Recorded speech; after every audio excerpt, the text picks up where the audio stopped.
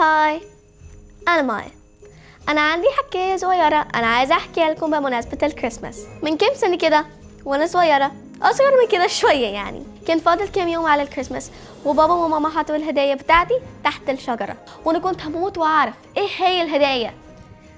ومن غير ما حد ياخد باله رحت فتحت حتة صغيرة وشفتها وعرضت على نفسي المفاجأة. انا كنت فاكره اني هفرح اكتر لما اعرف، بس لما جه الكريسماس كله كان بيتفاجئ بالهديه بتاعته ولا لا، عشان انا استعجلت وما رضيتش استنى الوقت المناسب. بابا يومها علمني حاجه مهمه قوي، علمني ان كل حاجه في الدنيا طعمها احلى لما تحصل في وقتها، وقال لي ان ربنا محدد وقت مناسب لكل حاجه في الدنيا، واحنا لازم نستنى. من وقتها بكون عارف ان في هديه عشاني تحت الشجره، لكن بقيت بستنى عشان افرح اكتر لما افتحها في الوقت المناسب.